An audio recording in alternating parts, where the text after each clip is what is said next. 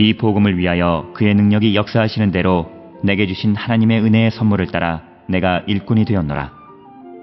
모든 성도 중에 지극히 작은 자보다 더 작은 나에게 이 은혜를 주신 것은 측량할 수 없는 그리스도의 풍성함을 이방인에게 전하게 하시고 영원부터 만물을 창조하신 하나님 속에 감추어졌던 비밀의 경륜이 어떠한 것을 드러내게 하려 하심이라.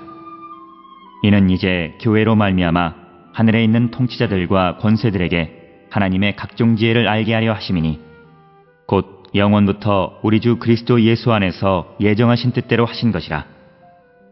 우리가 그 안에서 그를 믿음으로 말미암아 담대함과 확신을 가지고 하나님께 나아감을 얻느니라. 그러므로 너희에게 구하노니 너희를 위한 나의 여러 환난에 대하여 낙심하지 말라. 이는 너희의 영광이니라. 오늘 우리가 함께 읽은 에베소서 3장 7절로 13절은 이방인을 위한 파송 계획에 대해서 언급하고 있는 말씀이 되겠습니다. 7절에 이 복음을 위하여 그의 능력이 역사하시는 대로 내게 주신 하나님의 은혜의 선물을 따라 내가 일꾼이 되었노라. 그래서 바울은 자신이 복음의 일꾼이 된 것은 하나님의 능력이 역사하시는 대로 주신 하나님의 은혜의 선물에 의해 된 것이다. 이렇게 분명하게 말하고 있습니다. 따라서 바울은 자신이 이방인의 사도가 된 것은 하나님의 은혜의 선물이라고 고백합니다. 바울은 골로새서 1장 23절에서도 자신을 복음의 일꾼이라 이렇게 부르는데 본문에서 바울은 자신이 일꾼이 된 것을 하나님의 은혜의 선물이라 이렇게 말함으로써 자신의 사도직은 고린도전서 3장 10절처럼 하나님이 자신에게 주신 하나님의 은혜이다 이렇게 고백하고 있습니다. 그런데 그의 능력이 역사하시는 대로라는 표현을 통해서 바울은 자신의 사도직을 수행하면서 하나님의 능력을 체험했음을 알 수 있습니다. 이런 표현은 골로새서 1장 29절에서 내 속에서 능력으로 역사하시는 이의 역사라는 그런 표현과 같은 것이 되겠고, 그래서 바울은 예언자이면서 사도이며 이는 그가 사도직을 수행할 때 그 하나님이 주시는 능력으로 그 일을 행하고 있음을 고백하는 것이 오늘 주시는 말씀이 되겠습니다. 이어서 8절에 모든 성도 중에 지극히 작은 자보다 더 작은 나에게 이 은혜를 주신 것은 측량할 수 없는 그리스도의 풍성함을 이방인에게 전하게 하시고, 그래서 바울은 자신에 대해서 지극히 겸손함을 나타냅니다.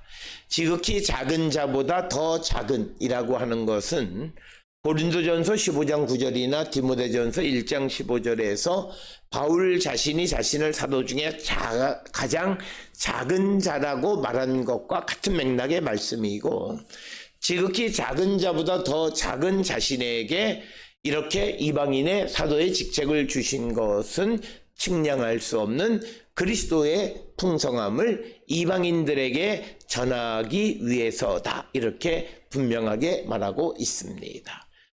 바울의 사명은 측량할 수 없는 그리스도의 풍성함을 이방인에게 전하는 것이고, 이것은 갈라디아 1장 16절에서 그의 아들을 이방에 전하기 위하여라고 하는 표현을 좀 더 수사적으로 확대한 것이 측량할 수 없는 그리스도의 풍성함을 이방인에게 전하게 하시고 라고 하는 그런 표현이 되겠습니다.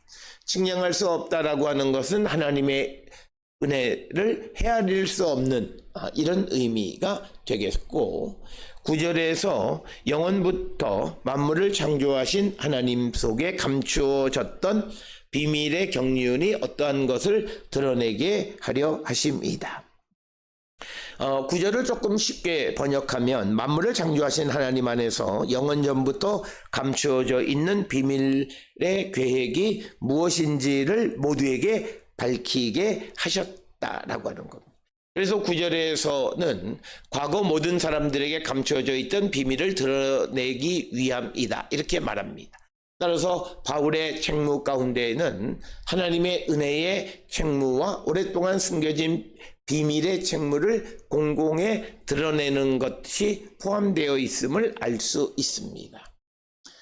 그런데 이 두 가지 책무는 결코 다른 것이 아닙니다. 왜냐하면 하나님의 신비가 하나님의 은혜의 계시이기 때문입니다. 그래서 바울이 복음을 이방인에게 전파함으로 자신의 임무를 완성할 때 그의 선포를 통하여 이방인들은 그리스도에 대한 믿음으로 인도되고 이방인의 교회에서 유대인이 그리스도인과 동등함을 발견하게 된다라고 하는 겁니다. 뿐만 아니라 오랫동안 신비였던 것이 남자와 여자의 눈앞에 나타나게 되었다라고 하는, 만물을 창조하신 하나님이라고 하는 표현을 사용하는 것은 당시 영지주의자들의 창조주와 구원자를 분리하는 주장을 반박하기 위한 것임을 우리가 짐작할 수 있습니다. 10절에서 이는 이제 교회로 말미암아 하늘에 있는 통치자들과 권세들에게 하나님의 각종 지혜를 알게 하려 하심이니. 그래서 바울은 자신을 이방인의 사도로 삼아 그리스도의 비밀을 드러내게 하신 것은 교회로 하여금 하늘에 있는 통치자들과 권세들에게 하나님의 지혜를 알게 하려는 목적이다, 이렇게 말합니다. 하늘에 있는 통치자들과 권세들은 그리스도 이전에 종교 세계를 책임진 것으로 생각되는 천상의 세력들을 가리키는 말이 되겠습니다. 이들은 하나님의 계획이 어떻게 전개되는지 알지 못했습니다. 그런데 유대인들과 이방인들을 하나로 만든 교회가 이 하나님의 구원 계획을 최종적으로 드러내는 실체가 되었다는 것입니다. 그래서 이제 11절에 곧 영원부터 우리 주 그리스도 예수 안에서 예정하신 뜻대로 하신 것이다. 그래서 바울은 그리스도 예수 안에서 예정하신 뜻대로 하신 것이다 라고 이렇게 말하면서 하나님의 목적은 그리스도 예수 안에서 예수 그리스도 안에서 깨닫게 된다라고 하는 그런 의미가 되겠고, 예수 그리스도 안에서 화해된 유대인과 이방인들은 예수 그리스도 안에서 선택되었다. 그래서 유대인과 이방인의 완전한 화해는 하나님은 영원한 목적에 따라서 그리스도 안에서 그것이 선포됨을 말하고 있습니다. 12절에 우리가 그 안에서 그를 믿음으로 말미암아 담대함과 확신을 가지고 하나님께 나감을 얻느니라. 그래서 바울은 우리는 그리스도 안에서 그리스도에 대한 믿음으로 인해서 확신을 가지고 하나님께 나가는 자가 되었다, 이렇게 말합니다. 특별히 담대함으로 번역된 것을 지적하면 자유라고 하는 그런 의미가 되겠고, 이 단어는 히브리서 4장 16절에 은혜의 보좌 앞에 담대히 나가는 것이니라에서 사용되어져 있는 그런 단어가 되겠습니다. 따라서 바울은 이제 13절에서 그러므로 너희에게 구하노니 너희를 위한 나의 여러 환난에 대하여 낙심하지 말라. 이는 너희의 영광이니라.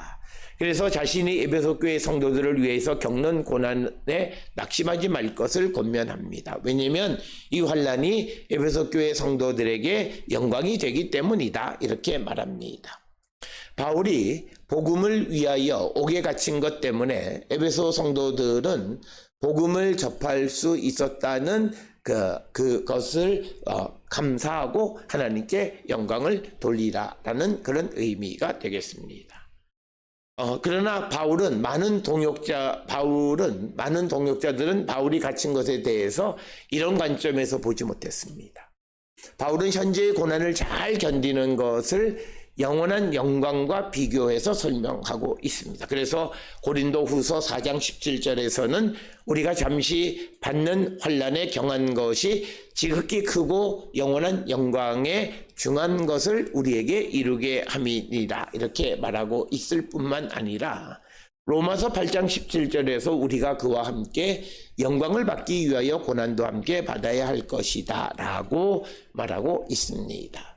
따라서 오늘 주시는 본문을 통해서 이제 바울은 에베소 교회 성도들을 위해서 자신이 애쓰고 수고하는 것, 그것으로 말미암아 복음이 전해짐으로 그들이 영광에 이르게 되어짐을 감사하라고 권면하는 것이 오늘 주시는 본문의 말씀이 되겠습니다. 우리도 우리에게 복음이 전해진 것, 그리고 우리가 누구에게 복음을 전하는 이 모든 것이 하나님의 영광임을 분명히 깨닫고 이 일을 최선을 다하는 우리가 되도록 우리가 그 사명을 감당하는 자들이 될 수 있기를 주의 이름으로 축원합니다.